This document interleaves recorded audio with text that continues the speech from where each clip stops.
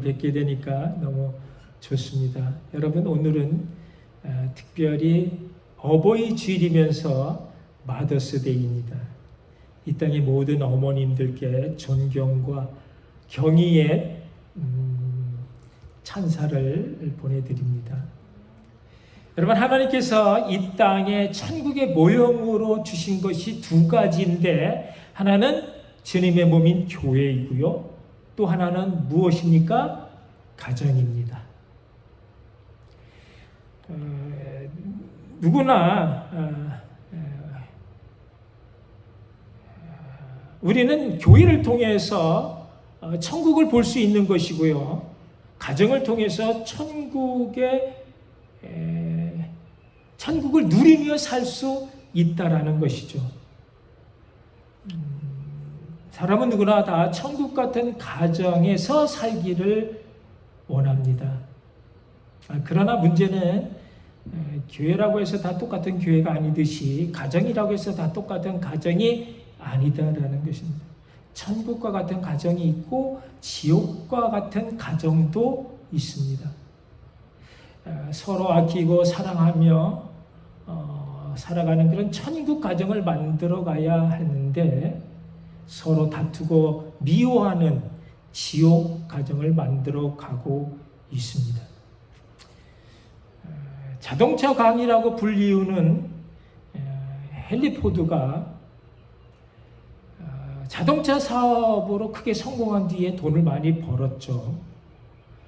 이제 자기 집을 짓는데 그렇게 크게 짓지 않고 아담하게 집을 짓는 것입니다. 그래서 누군가 그에게 물었습니다. 아니, 왜 이렇게 집을 크게 짓지 않고 작게 짓습니까? 돈도 많은데 기왕이면 크고 좋은 집을 짓는 게 좋지 않겠습니까?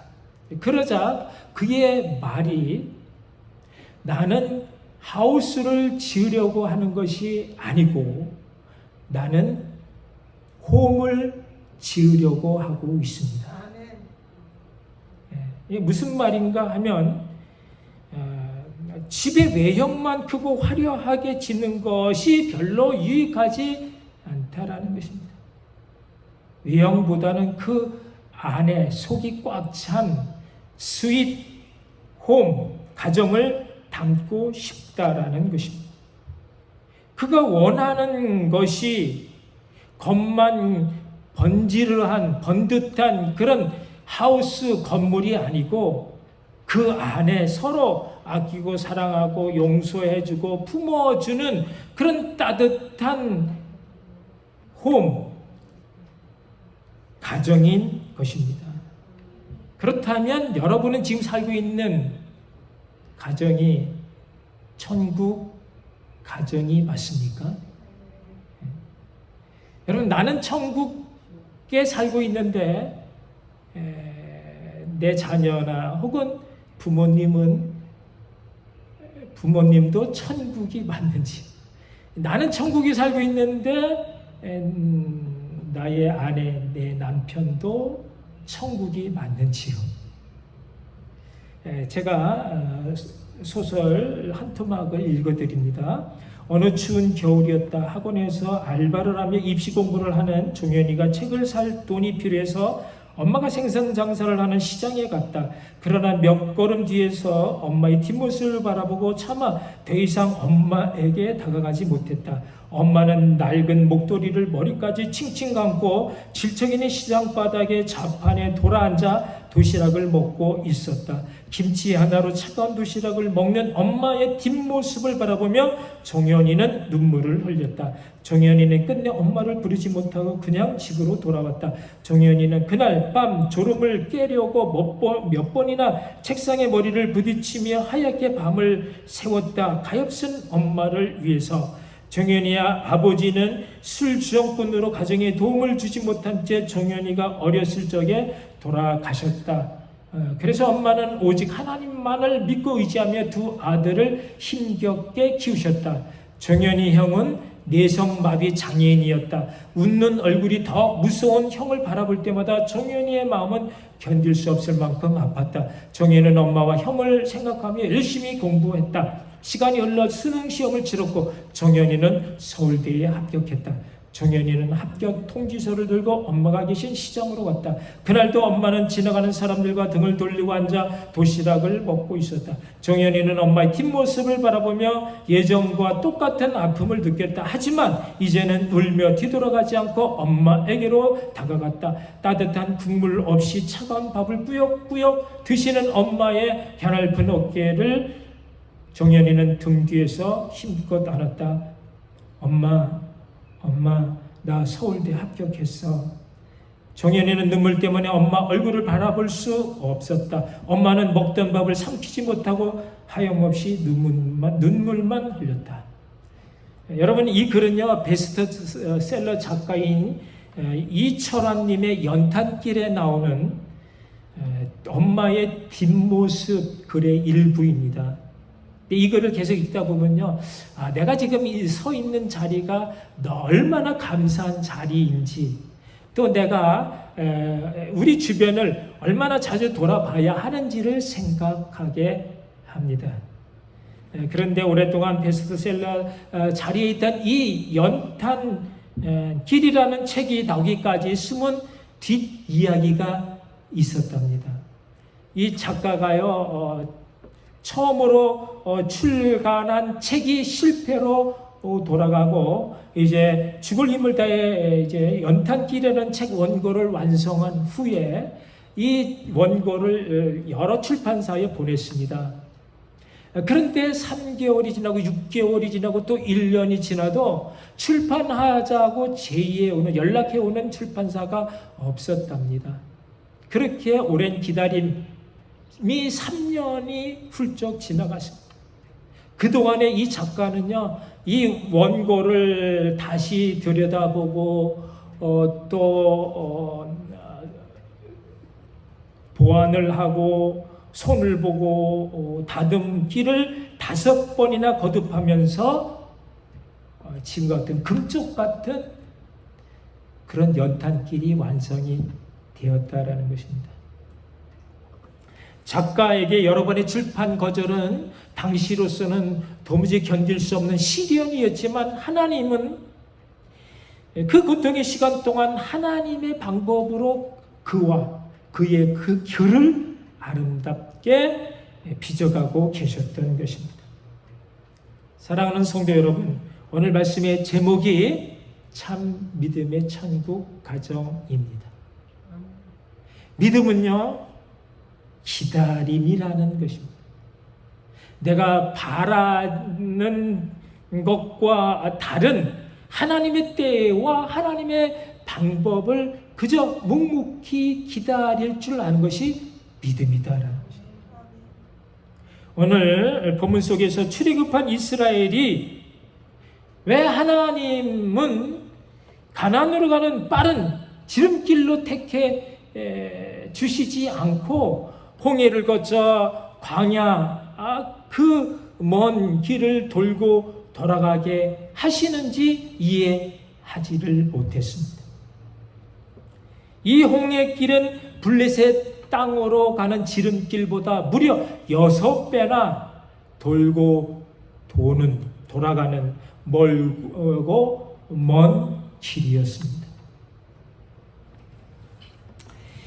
그런데 그렇게 멀고 험한 길을 택한 이유가 있었습니다. 그것은 첫째, 블레셋 족속과의 전쟁을 피하기 위함이었고, 두 번째는 모세에게 약속한 대로 시내산 언약을 행하기 위해서였습니다. 당시 이스라엘은요, 애굽에서 노예 생활만 계속한 상태였기 때문에 그들은 누군가와 싸울 그런 무기도 없었고 싸울 그런 마음의 준비를 갖추지 못했습니다. 이것을 아는 하나님께서 홍해길 먼 길을 돌아가게 하셨습니다. 근데 더 중요한 이유는요, 그들 모두 하나님의 산 신의 산에서 하나님께 제사 예배를 드려야 했습니다. 여러분, 우리 인생길 때로는 너무 돌아가는 것처럼 그렇게 힘들다고 여러분 원망하지 않기를 바랍니다. 다 이유가 있습니다. 여러분, 우리가 다 알지 못하는 전후 좌우 내 그 상황 사정을 하나님은 잘 아시고 가장 합당하고 좋은 것을 우리에게 주시기 위함인 것입니다. 그래서 하나님의 선택은 오류가 없고요. 그래서 하나님의 판단은 착오나 실수가 없습니다. 믿음은요, 내 생각과 판단이 아닌 하나님의 인도하심을 무조건 옳다고 믿고 따르는 것입니다. 사랑하는 성도 여러분, 오늘 본문의 말씀을 통해 좀 우리가 길었지만 간단하게 세 가지 교훈을 찾을 수 있습니다. 첫째는 태에서 처음 난 것은 사람이든 가축이든 다 하나님의 것임을 알라는 것이고요. 두 번째는 말씀하신 대로 이미 백골이 다 된 그 요셉의 유고를 모세가 가지고 나왔다라는 것이고요. 세 번째는 항상 그들 진행 앞에 구름기둥, 불기둥이 함께 했다라는 것입니다. 이 세 가지 내용이 우리 가정으로 들어온다면, 그래서 우리 가정이 하나님이 함께 하시는 그러한 참 믿음의 천국 가정이 될 수 있는 비결은 첫째, 은혜를 아는 가정이 되어야 한다라는 것입니다. 오늘 본문 12절 우리 함께 한 번 더 읽겠습니다. 너는 태에서 처음 난 모든 것과 내게 있는 가축의 태에서 처음 난 것을 구별하여 여호와께 돌리라. 수컷은 여호와의 것이니라 했습니다. 여러분, 하나님은 하나님의 인도함을 받은 이스라엘이 가나안 땅에 이르거든 왜 첫 것을 내게로 돌리라고 말씀하셨을까요? 그것은 너희가 은혜를 아는 가정이 되라는 것입니다. 어떤 은혜입니까? 노예로 살던, 애굽에서 노예로 살던 그 애굽을 탈출함에 있어 마지막 열 번째 재앙, 곧 첫 것, 장자는 다 죽어가는 그 흑암의 권세에서 건져내주신 구원의 은혜인 것입니다. 어린 양의 피를 좌우 문설주와 인방에 발라 죽음의 사자가 유월 뛰어넘는 패스오버하는 건짐을 받는 그 은혜를 내 손의 기호와 내 미간의 표로 삼아 자자손손 그 은혜를 잊지 않고 기념하라는 것입니다.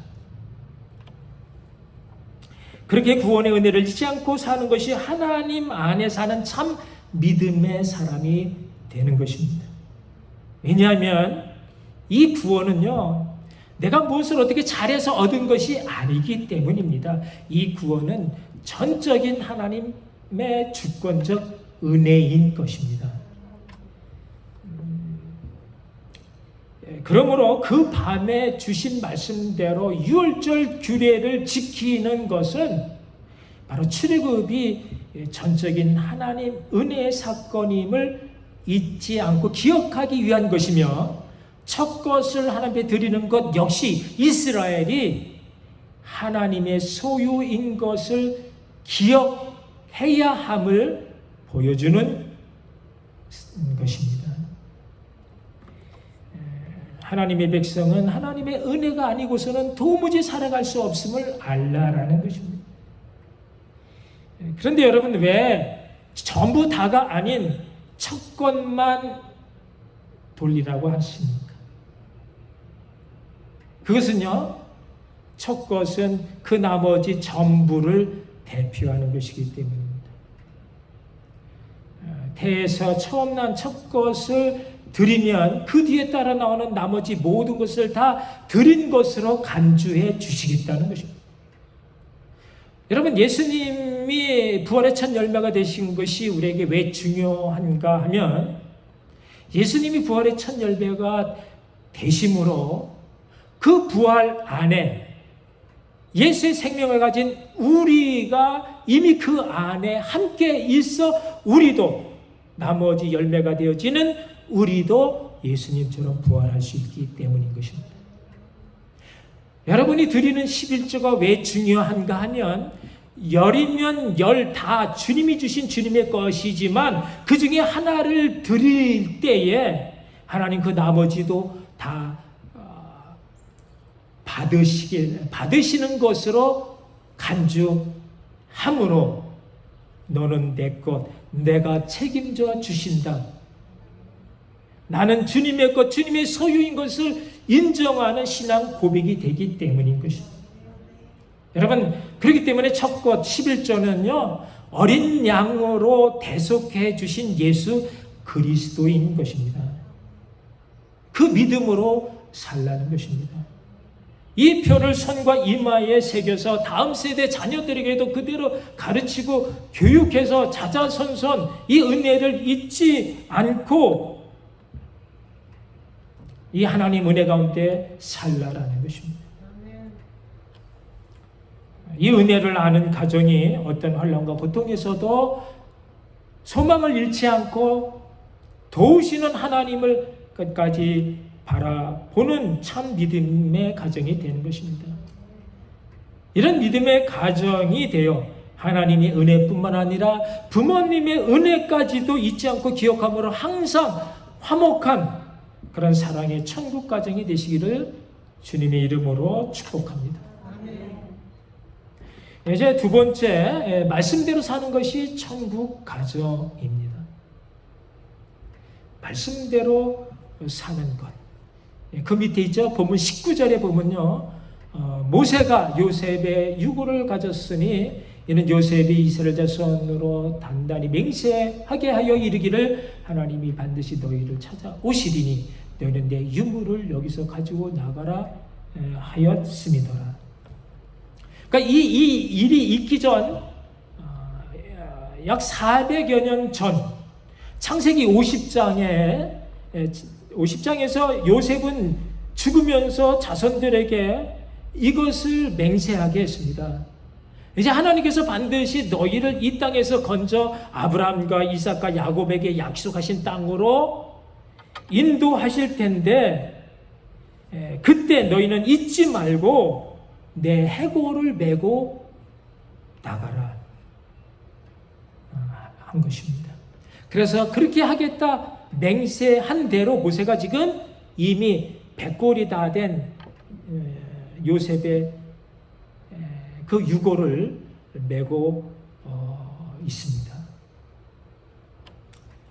말씀대로 사는 가정이 복된 가정인 것은 그 말씀을 누가 했느냐? 천지 만물을 지으신 창조주 하나님이 하셨기 때문입니다.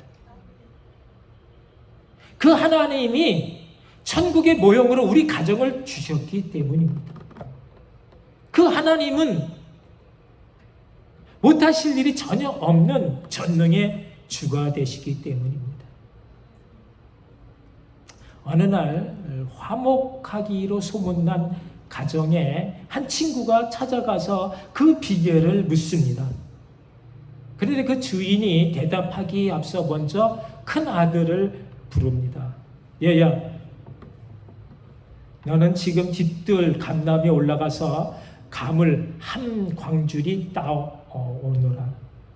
이 얘기를 들은 친구가 깜짝 놀랐습니다. 아니, 지금 막 파랗게 감이 생기기 시작하는데 그것을 한 광주리 따오라니 과연 아들이 시키는 대로 할까?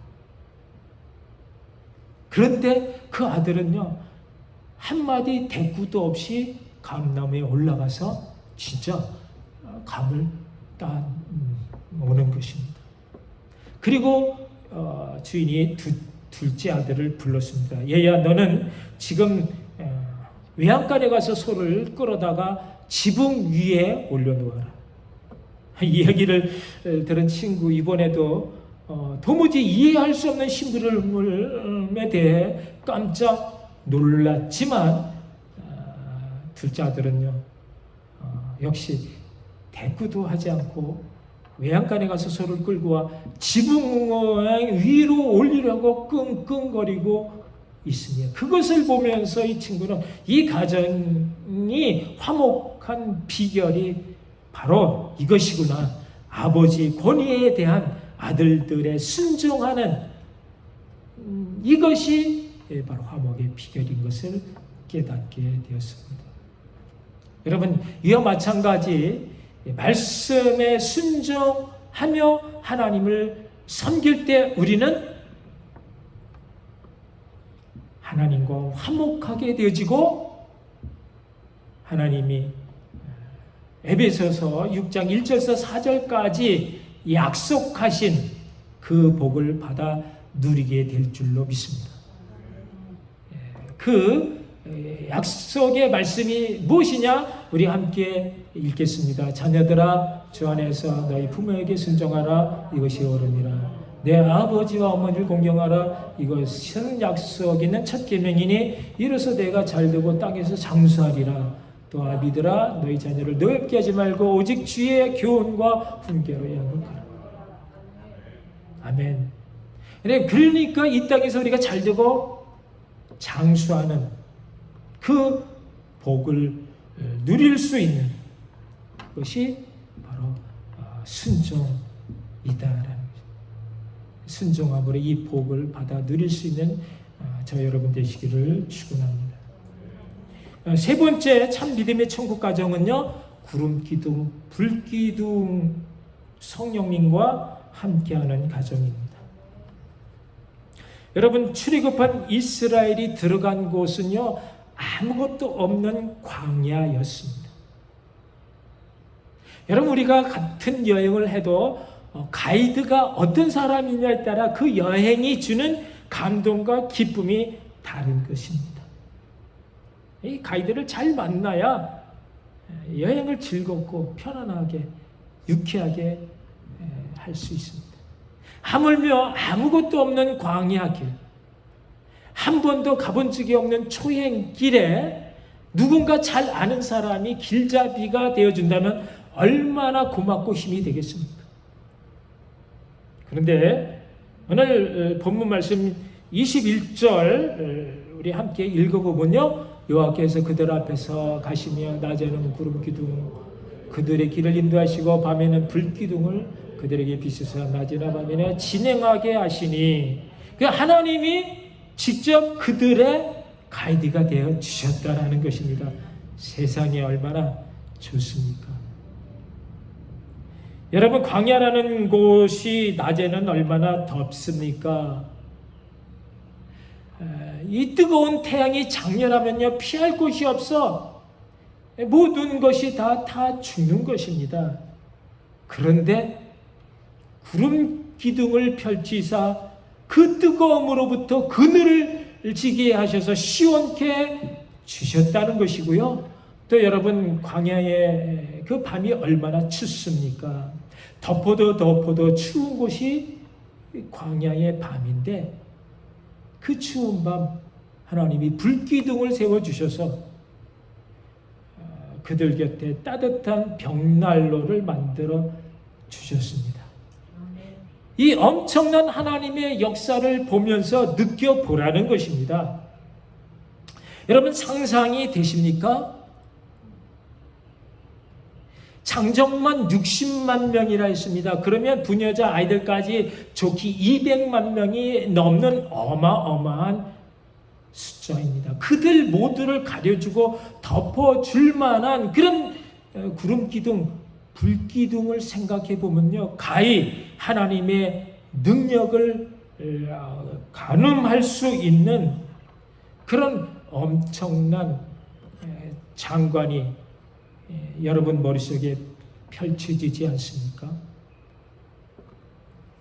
여러분, 우리가 처해 있는 현실도 말 그대로 광야입니다. 한치 앞도 알 수 없는 그런 혹한과 무더위가 우리의 생명을 위협하고 또 그 밖에도 여러 가지 문제로 우리의 숨통을 짓누르고 있습니다. 여러분, 우리가 어떻게 해야 합니까? 십자가 주님을 바라보는 것입니다. 이스라엘 백성들이 그처럼 어려운 환경 속에서도 두려워하지 않고 주저함 없이 일사불란하게 목적지를 향해 나갈 수 있었던 것은 그들 모두 구름기둥, 불기둥을 바라보았기 때문에, 구름기둥, 불기둥으로 함께 하시는 하나님을 바라보았기 때문입니다.